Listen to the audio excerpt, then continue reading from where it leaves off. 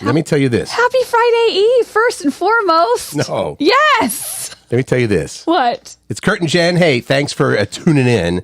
I already am in trouble. I'm already in trouble today, everybody, just so you know, because Jen got up super early. We're a little short on time today. I did. And evidently there were expectations from me that I did not quite live up to. She said, I called you early so we could get the show ready to go. That is true. And then you said, but you would not talk to me. Why was that? Because you were in the shower. That was a lie. You lied that you were in the shower? I was not in the shower. What were you doing? It's early in the morning. What do you think? Sleeping? Something that happens between when you wake up and you go to the shower sometimes. You were pooping? Hey, so. You're having an office meeting. That's what we call it. I didn't feel comfortable. I mean, I had to answer the phone. It was you. Yes, thank you. You would have called and called and called. This is a perfect time to take the call and talk through some of the stuff. If I would have told you what I was doing, you would have said, okay, I'll call you back. No, I would not have. I would have said this is a perfect time. You can be very efficient when you're in the office having a meeting. I was being efficient. Okay. I thought. All right. So, hey, it is us. Yes. Jen, you got to get going here soon. So let's get into it. Yes. Only because I have a dentist appointment, but we'll talk about that later. You saw a good show last night. Oh, my gosh. Pat, my hot firefighter boyfriend, and my two daughters, Riley and Macy, and I, we went to see Disney's Aladdin the Musical at the Paramount Theater. It's playing through this weekend in Seattle. Phenomenal. I mean, if you have kids that like Aladdin or like Disney, it is bright colors, it is shimmery, it is sparkly. So it was good for the parents too? Genie steals the show. Okay. Phenomenal actor. And I loved seeing my daughter, Macy, her face. I mean, she's a teenager, so I barely get any emotion out of her outside of disgust. Yeah. But she was she was smiling. Her face was lighting up. And the people in front of us, there was this girl, she might have been like, I don't know, maybe 6 or 7 years old, with her dad.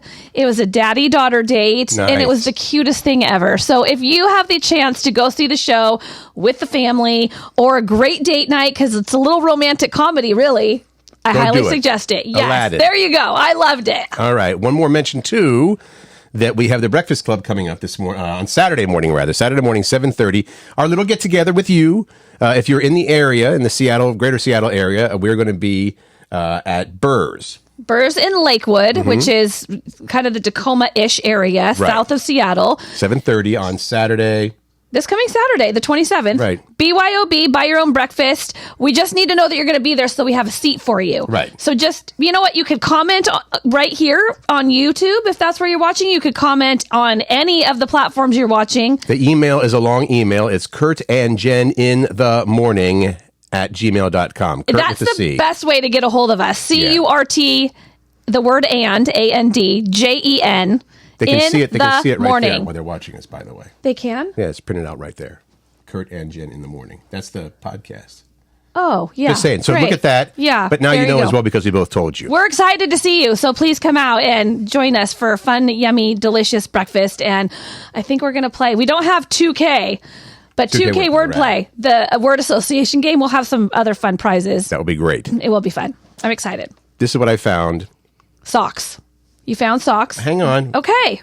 Spoiler alert next time, please. Oh, sorry. No.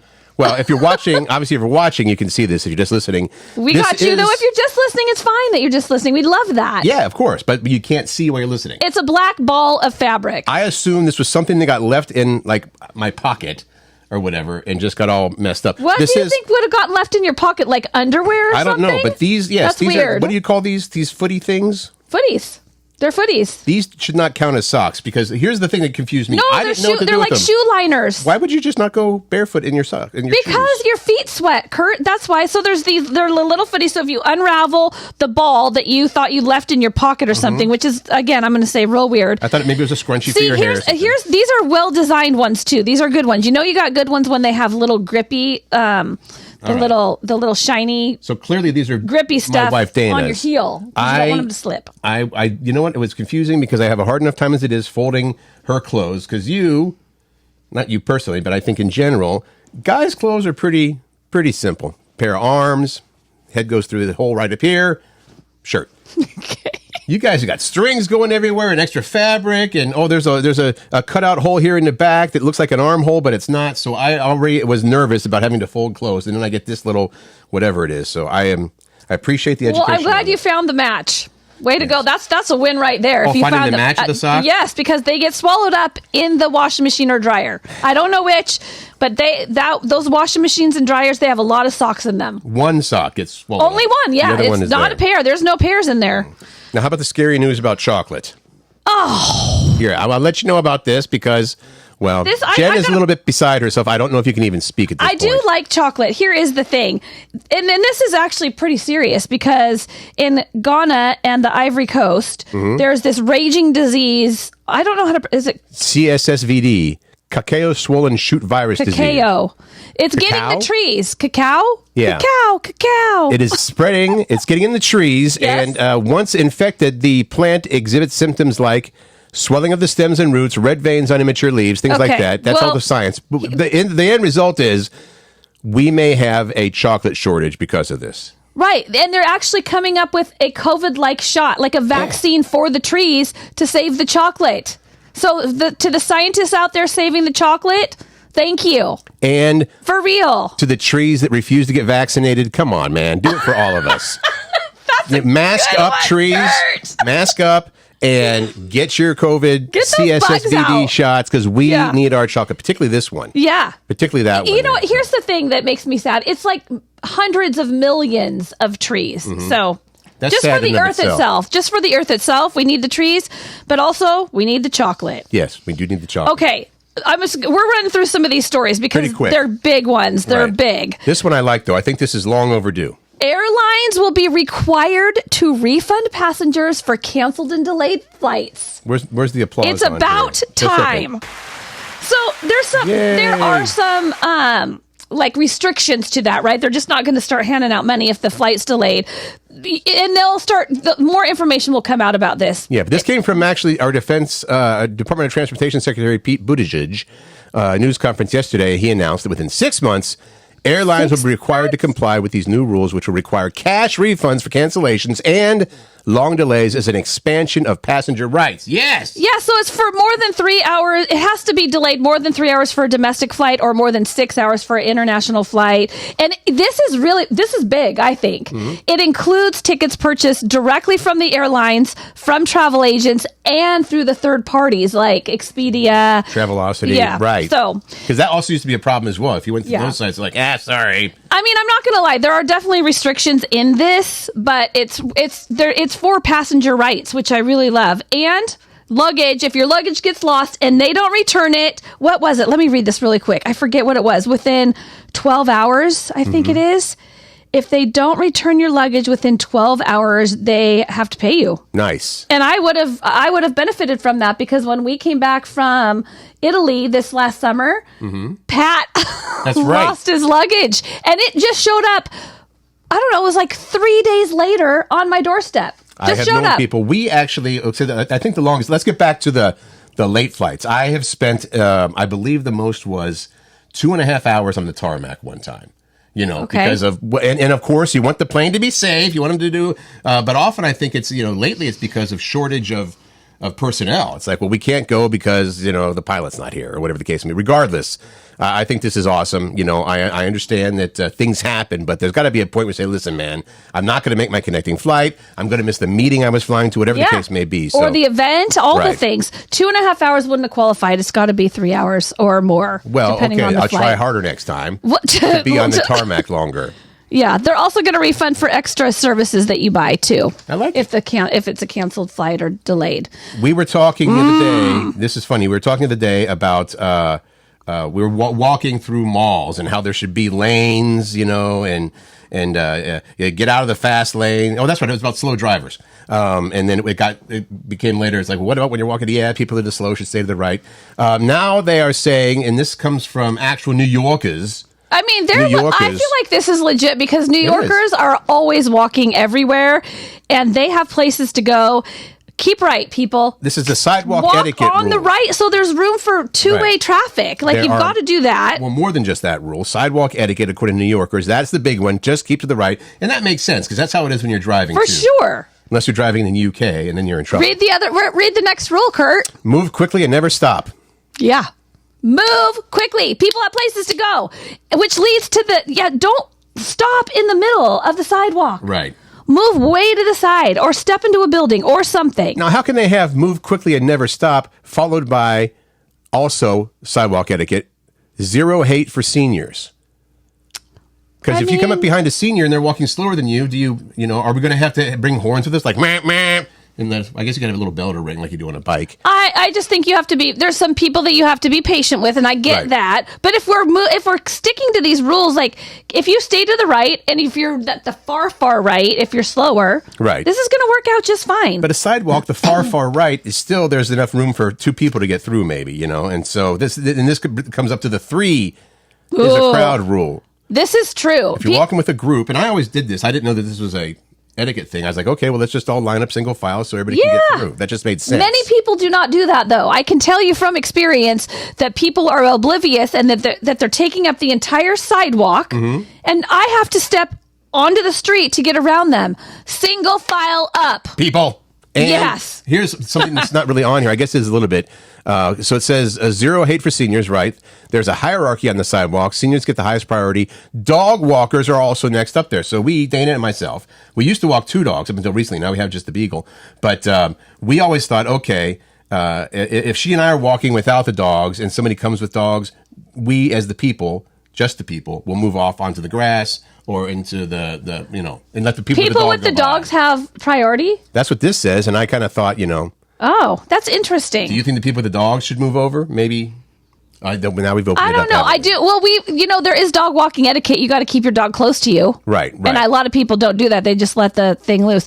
And often you'll meet 2 dogs and they want to sniff each other. Yeah, no. No time butts. for that, though. Not, especially in New York. There's no time for sniffing. And if you want to sniff, go to the dog park. You're actually even talking fast now because this is getting you amped up. I'm amped up. Because you are a fast Also, walker. don't spit. Yeah, okay. That's the other thing. Don't spit on the sidewalks. Gross. That is gross. I'm a bad spitter, though. If you were to say, Jen, what are you really bad at? Spitting. Well, I cannot hawk a loogie and launch it. Oh, my God. And you were talking yesterday about being classy or not. She's a lady. Whoa. We were talking about... She's a lady. Thanks, Tom Jones. We also mentioned yesterday, we wanted to share this with you. There is a meme on X, formerly Twitter, which, by the way, if you have to put formerly Twitter, then making the name shorter. Just keep it Twitter for crying out loud. And they've come up with this thing where the sentence is blank would be a great name for a baby girl, right? It'd be a beautiful name for a baby girl. A beautiful name for a baby girl. So you fill in the blank, and what people are doing, I just don't even understand this. Because you'd think they'd be saying like whatever, like Amelia or, pretty names, whatever, okay? But they're saying things like, what would be a pretty name for a baby girl? Ramen. Activia. They're using brand names. What is that one? The shampoo, the Garnier Fructis or whatever would be a beautiful name for a baby girl. Garnier might be a beautiful name. How about this one? This person says at mall toilet, nice. Sega Dreamcast would be a beautiful name for a baby girl. I don't understand this. I don't understand. It baffles me what catches on to social media. That's the bottom line. Right. I just don't understand it. Other names in there like peanut butter bagel would be a beautiful name. Did you have some? We were supposed to come up with our own, weren't we? Well, we don't usually do our homework. So Brita Filter would be a beautiful name for a baby girl. Brita might be nice. Thank you for that one, Tony. What is one? I'm looking around at brand Kitchenette names. would be a beautiful name for a baby girl. How about Kodak? I'm looking around your office to see what brand names. I don't have anything here that says Kodak. Yes, you do up there on the shelf. Oh, that's an old book. Well, it's still Kodak. What do you think? Kodak's kind of a cool one. Ricola. Did you already say that one? Well, the Ricola one is... Oh, Ricola? It's not Ricola? Ricola. There is a flavor of Ricola called Melissa Limoncello. Would be a beautiful name for a baby girl. That's actually... Well, Melissa is a name. Melissa Limoncello? Limoncello? I like saying that. Limoncello. Let's find one more that's just really preposterous. I'm looking around your office to see what else I can see. Look what Dust off? Dust off? Yeah, dust off. That might As opposed to dust in, dust off? There you go. Dust in, dust off. There you go. Dust in. We're hilarious. We love ourselves. All right. How about Target? Maybe. How about Macy's? Oh, wait, I used that one for my child. That's right. You're naming your child after a department store. My name, Curt, by the way. Have you ever seen that on like trailer hitches and stuff like that? Just C-U-R-T. They make trailer hitches. And you're named after trailer hitches? Yeah. All right. You brought this up to me earlier today, and out of the blue, as Jen will often do, those of you who know her well, you're like, hey, do you brush your teeth with hot water or cold water? And I was like, I've never really thought about it, but it's cold water. And why did you ask? Because I'm going to the dentist, and that was just one of the questions that I was thinking about. Okay. And then you found some data to support that, or data. Well, yeah, I shared it with you. Do you want to share it? I don't have it. That's me saying I don't have it in front of me. More than a third of people, and this is 11,000 people were asked this, so this is a big, whatever. All right. 37%, a third of people said that they use warm or hot water to brush their teeth. Is it better to brush your teeth with hot water? Well, that's what I was just thinking about. I mean, I've definitely brushed my teeth with both kinds of water. Right. Typically, it's cold water, but warm water feels nice in your mouth, I suppose. I'm just wondering if there's a scientific reason or a better cleaning reason Well, Google it real quick. Can you Google it? Oh, I hate to do this during the program. Oh, well, sometimes. The program. I like that, too. Sometimes it's fun to Google. Just right. Is it better to brush your teeth with hot or cold water? Google's... Well, you keep entertaining while I'm typing, okay? Oh, okay. Well, Here's better to brush teeth at night or morning. Here's with hot water. Better to brush teeth with hot water. So the temperature of the water used while brushing your teeth is all up to your personal preference, but never use hot water. You don't want to scald yourself. Well, of course. That's what it's telling us. Come on. It doesn't say anything. I have sensitive teeth. I have to actually use special toothpaste. There's a little... Sensodyne? But the pro enamel leveled up version. See, the fact that we even both know about Sensodyne says something about our age. Is it an age thing? It's sensitive. I've always had pretty sensitive teeth. Oh, I use Crest up until, I actually still use Crest. I guess not always. When did I start using... My dentist told me that I need to start using toothpaste that costs like $10 a bottle. Or tube, I should say. By the way. Okay, go. Dental experts, most people brush their teeth with cold water out of habit. It's a common belief that warm water loosens dirt and gets things cleaner. However, that true? This does not apply to your teeth. To see major effects as far as cleaning your teeth that way, you would need to use boiling water. Oh my gosh! You don't want to do that. And you didn't hear that from us. Do not brush your teeth with boiling water. No! So I guess the hot water or cold water question is just a personal preference. Right? All right. Well, I prefer cold water. Okay. I guess I do Actually, you know what? In the morning, I'm just realizing this about myself. In the morning, I brush my teeth with cold water. Unless I shower in the morning, but I usually shower at night. So at night, I brush my teeth in the shower to be efficient, and so it's hot water. Was that TMI? I'm not sure. I don't think so. I don't think it was TMI. Look into Jen Pirak's life and her toothbrushing. Do you brush your teeth in the shower? No. I know that's more efficient, according to you. Yeah, I'm like getting my hair wet, brushing my teeth. I shave in the shower, but I turn off the water so it's I know you nicked yourself. I know, it's right. I was trying to hide that. Because does that hurt so bad? Ouchie. No. Yeah, I just shave really fast, and when I come out, I'm all bloodied up and whatnot because I'm a fast shaver. Maybe I just pushed too hard trying to. I don't know. All right. Is that it? You got to go to your dentist appointment. I do have to go to my dentist appointment. I'm very excited to get my teeth cleaned before my insurance runs out. I have to figure out my insurance today. It all comes back around to the former job. Yeah. Insurance is hard and expensive. It's hard to figure out. Yes. And if you're going already, you can join me tonight. I don't think that this is open to everybody, but well, then all right. Why are you inviting people? You're right. I have a fundraiser going on tonight for the University of Washington Bothell School of Business. So UW, go Dogs. That'll be for sure. That'll be fun. And how about for tomorrow? Oh, okay. So I am actually gonna post this on Facebook. Okay. Curt and Jen in the Morning Facebook page. All right. What is that? Questions. I want to know this. Legitimately want to know questions that you ask your loved ones about their day that gets them to say more than just fine. Okay. Right. If you say, how was your day? You're going to get a fine. All right. Okay. How are you feeling? Tired. Yeah. So you want to know how to actually, like, how do we ask? Get some answers like, well, here's what happened. I went to lunch with Steve and blah, blah, blah, blah, blah. And here's what happened in the lunchroom. I try to ask those questions, but if there's some fun, unique questions that you like to ask your kids, I'm more asking this for kids. Okay. But really, it's anybody, any loved one or friend that you want to talk to, that you want to get beyond the surface of it was a good day. It was a fine day. It was all right. I have a friend who's a mom, and she used to ask her kids at the end of every day, what was your... Peak and Valley? Peak and Pit is what they use. Peak and Pit? Yeah, so that's the... Rose and Thorns? Okay. See, Ups and Downs?